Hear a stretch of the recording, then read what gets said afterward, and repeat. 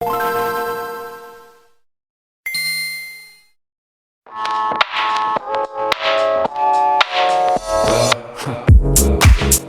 episode of the D-Pat will start off with my look at the new Nintendo 3DS XL. I'll then talk about my Game Boy Color memories. The show will then end in the new Super Mario Bros. U battle. All this coming up on the 5th season premiere of the D-Pat.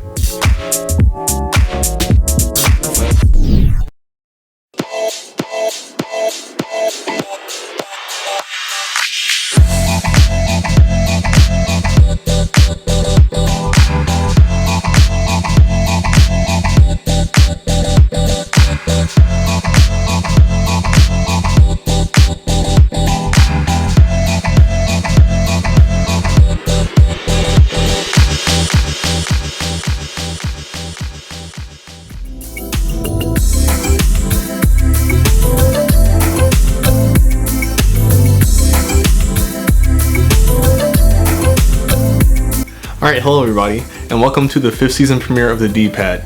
I'm your host Brad Davis, and you're watching a show that's all about video games.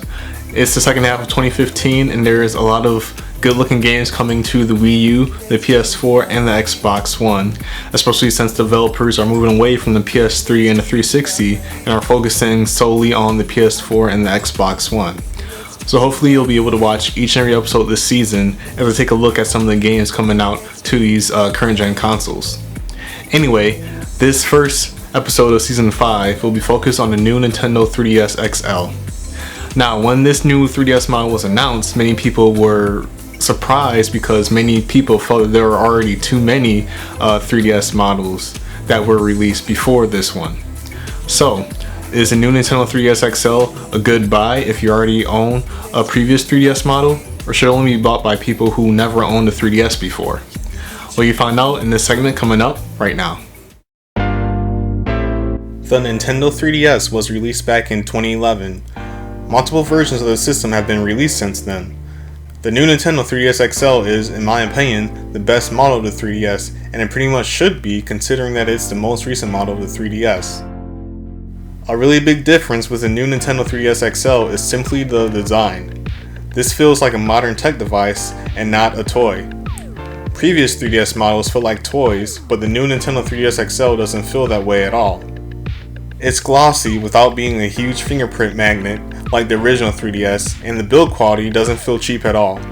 It's in my opinion the best design for a portable gaming device from Nintendo since the Game Boy Advance SP.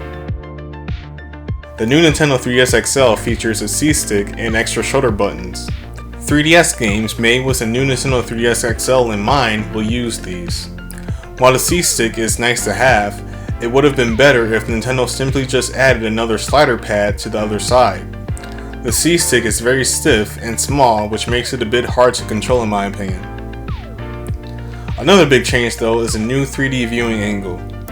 The new Nintendo 3DS XL uses head tracking. Previous 3DS models force you to keep your 3DS in a certain holding spot to play games in 3D. This isn't true with the new Nintendo 3DS XL though. You can move the system around and the game will stay in 3D due to the new Nintendo 3DS XL keeping track of your head's position. Snowy the Geek said, "I hated the 3D mode until I got the new one. Hashtag no more headaches, hashtag 3DS." The new Nintendo 3DS XL is a great device if you don't already own a 3DS. This is pretty much how the original 3DS should have been at launch, especially when it comes to the 3D feature. While I own previous 3DS models and upgraded to the new Nintendo 3DS XL, I probably wouldn't recommend every older 3DS model owner to do the same. It's still a 3DS. However, there are exclusive games coming to this 3DS model that will make use of the system's controls and extra power. If you are interested in those games, then I would definitely recommend getting the system. Having to buy a separate AC adapter is stupid, and the new position of the volume slider and power button took time for me to get used to. The system is still a big improvement from any other previous 3DS model though, which thus makes me happy that I own the device.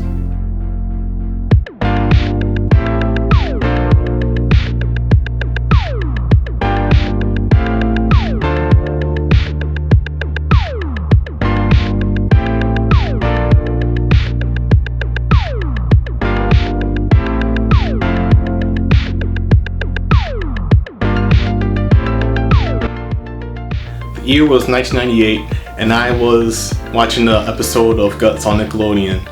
And when the show was over, I remember seeing the commercial for the Game Boy Color for the first time. Now, I was pretty shocked by this. You know, at the time I didn't really follow up on video game news. I was pretty young back then, and my family didn't have internet yet, so I couldn't really follow up on the things that were going on. I didn't have any magazines either in terms of video gaming. So when I saw this, I was like, hey, this is pretty cool. Finally the Game Boy will be in color. At the time I had a Game Boy Pocket, and I got kind of tired of the fact that it was in all gray. So I was wondering, you know, when would Nintendo make a new Game Boy with actual screen that was in color? So the commercial was pretty cool. It had a lot of, I remember a lot of items. At first, I believe at first the commercial was in black and white, and then everything became, got into color. So it was a pretty good commercial for the device, in my opinion. And I remember thinking too that the Game Boy Color would have a backlight, but it didn't. You know, it was just a screen that was in color. It had color pixels. And I remember when I got the Game Boy Color being disappointed, you know, by that. I knew that the Game Boy Color didn't have a backlight before I purchased, well, I should say before my dad bought me one. But I still remember just looking at it and be like, man, this device would be so much better if it had a backlight. But anyway, the Game Boy Color was my first new Game Boy in terms of replacing a Game Boy that I had previously. It replaced my Game Boy Pocket, and it had a decent number of games. I would say my favorite game on it was Super Mario Bros. Deluxe. I played that a whole lot, but it was also cool that you were able to play your old Game Boy games on the Game Boy Color and do those different combination codes on the Game Boy logo screen to play those old Game Boy games in certain, or I should say different colors, various colors. So the Game Boy Color was a really cool device at the time. You know, I was still disappointed at the fact that I still had to use a warm light to play it at night. But other than that, it had some pretty good games, and it was a really solid portable gaming device.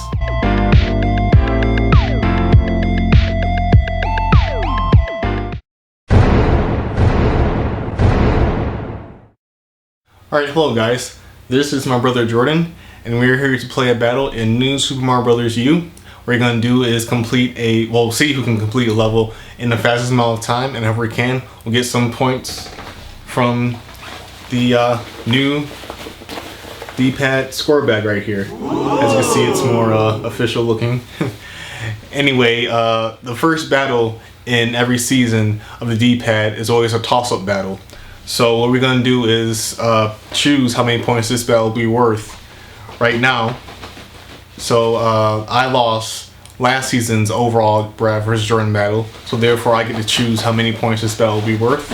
Alright, so Jordan, shake it up. Alright, let's see how many points the first battle of season 5 will be worth.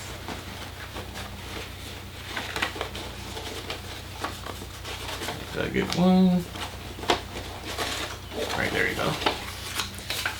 Ooh, okay. 4 points. Alright, so let's see who can get 4 points added to their score, alright? Ready to go? Yep. Alright, let's do it. Alright, here we go.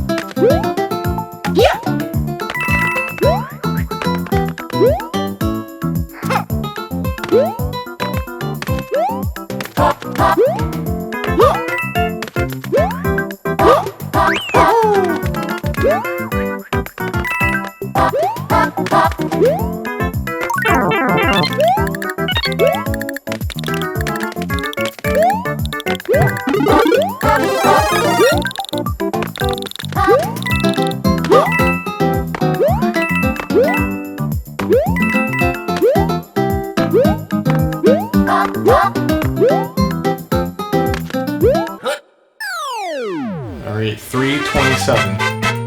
Oh yeah, Mario time! Alright, let's see if Jordan can beat my time.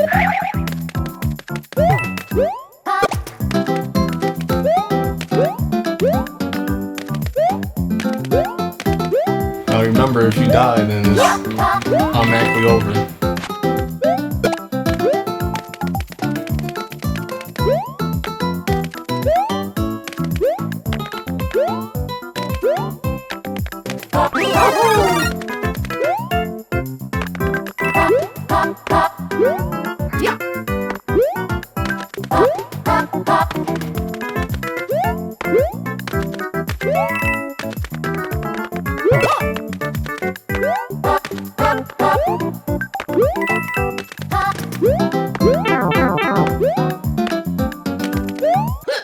Good job. Oh yeah, Mario time!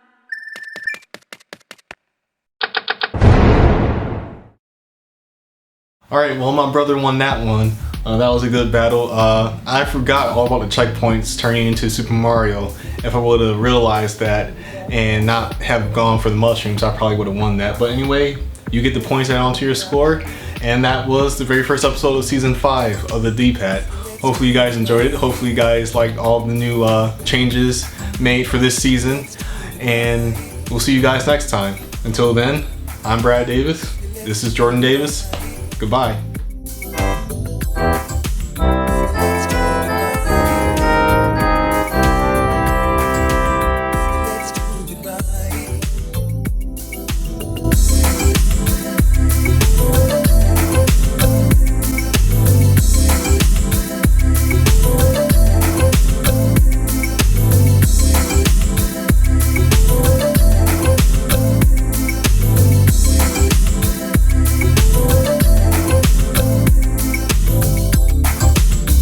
Let's do goodbye.